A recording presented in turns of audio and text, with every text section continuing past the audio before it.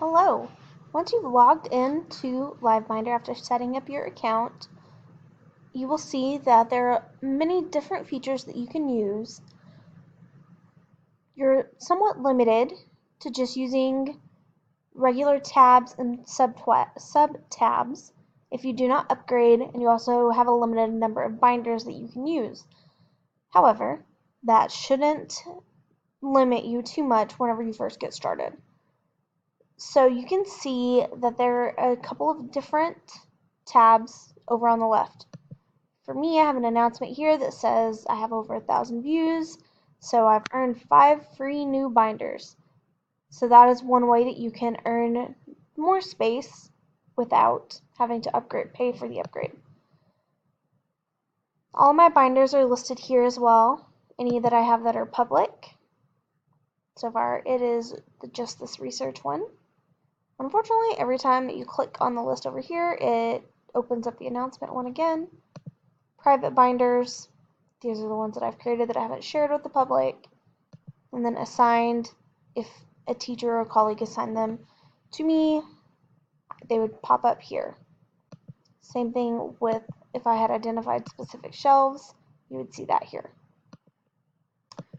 So, closing all of that, I'm going to go back to my tab right there, which takes us back to this one where you see all of your live binders. First, I'm going to show you an example of what my version of a fleshed out binder would be, and then I'll show you how to add new stuff to your own in a separate video. So the first one I want us to look at is going to be the memoir one. So you can see that I've included a title that lets people, if this was public, would let them know what this binder is about. Has handouts, presentations, and excerpts to use in a memoir unit that I have used in the past. I can edit it, open it, or have options. My options you can see here are to share it, add to a shelf, make a copy, present just opens it up to look at it, download it, or delete it from the account. If I were to delete it, there is an option to go back and see here for 30 days. So I'm going to close this for now. I could click present, but I can also just click on the binder. So you can set up your home page, your start here page, however you want to. I just kind of did bare minimum here. It was maybe the end of the year, so I just included need to know information for students. I had different tabs over here. First, an introduction, telling them what to think about. You can see that because my font was a little bit bigger than the title box, it gives me an option to scroll down, but it really doesn't mean anything right now because you can see everything that I wrote. So for this short unit, we had activities that would go over about 6 days. The benefit in using LiveBinder for something like this is that it allows students an opportunity to work at their own pace.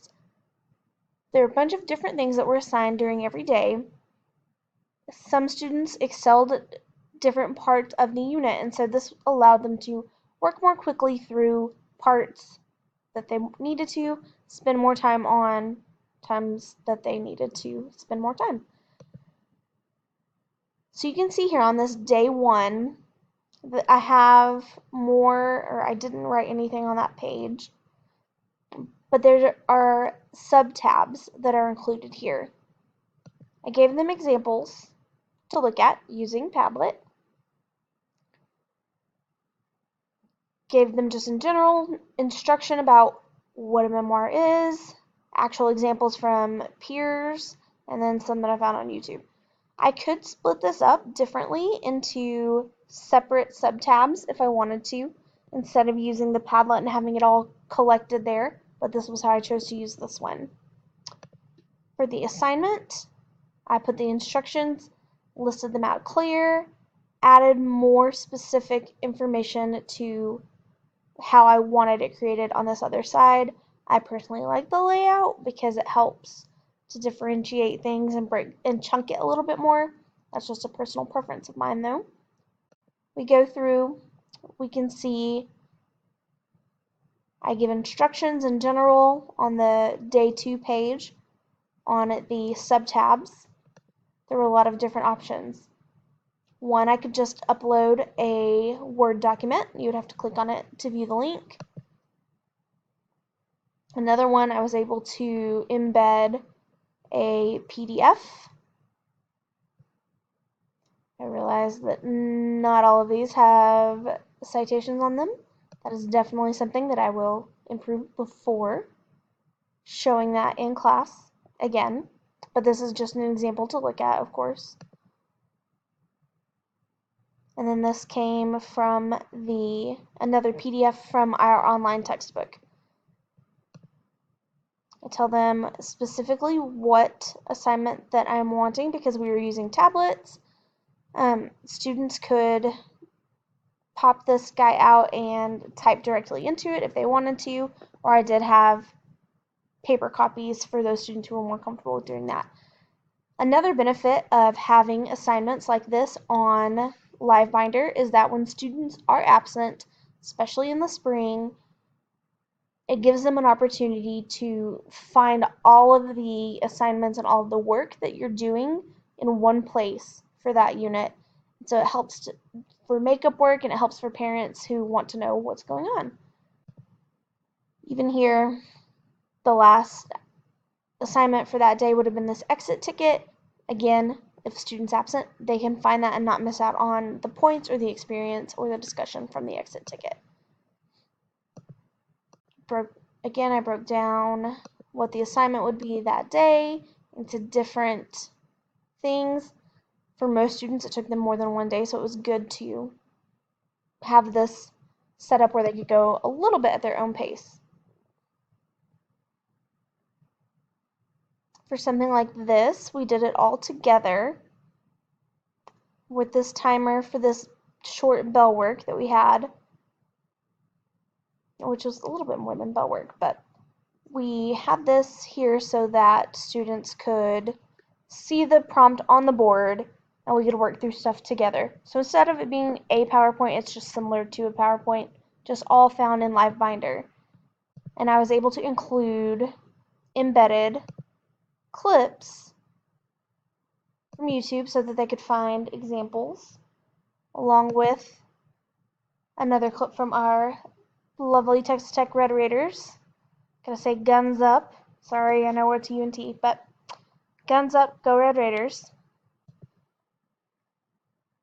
Again, you can just see the different assignments for the day, giving instructions, more instructions, a tab for different examples. If I were redoing this, I would find a way to embed the pictures rather than it just be a PowerPoint slide. So finally, there's the last tab that we have over here. Again, you can see that every tab has something different. Some have these sub-tabs and have different embedded links as well. So that is an example of one LiveBinder. If we go back to my LiveBinders in general, I just clicked on my name and it brings up my one public one that I have, which is coincidentally the next one I want to look at. It's my research one. For this one, I want to show you that you can change the colors of the links. You can add a bunch of different tabs. For this one, at the time, we were using a tool called Drop It To Me, where you could students could turn in assignments. It is no longer being used, and so it says that it's being discontinued. But if we can find another service that is like that, or a way to drop that stuff into your network and things like that, would be a great way to keep track of student work. This is something that I did to use or gave students a timeline. and with dates that were needed and supplies. Again, this is really good for keeping parents in the know about what is going on. I took them through each different step of the research process, and a lot of this information came from the librarian. She and I worked together on this. Here was another Screencast-O-Matic video going through how to choose a topic, so you're able to differentiate and let students work at their own speed and go back and reteach as necessary if needed. They could go back and watch these videos on their own time or as many times as they needed to. Able to use highlighting and different setups to see so that students could see different ways to turn stuff in. Notes pages, I'm able to include options that were all listed here to give students a variety of different choices. Again, embedding YouTube videos and different links are great.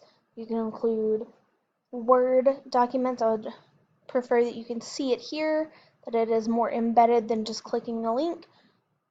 Again, that can be accomplished more with a PDF. So finally, that is your introduction to LiveBinder and seeing what one looks like set up. In our next video, we are going to go through and actually try to import some of these links and videos and set up a LiveBinder, because there is a bit of a learning curve with it. Once you get used to it, you can just kind of repeat the same steps over and over again, but it does take a little bit of getting used to in order to get to that point. One thing I did want to show you as well is that we used Screencast-O-Matic to talk about how to find our databases. You could use this as a place to share videos or instructions on how to get to each different database within the library. These are not super high tech and could definitely be improved. So I will see you on the next video where we learn how to make one on our own.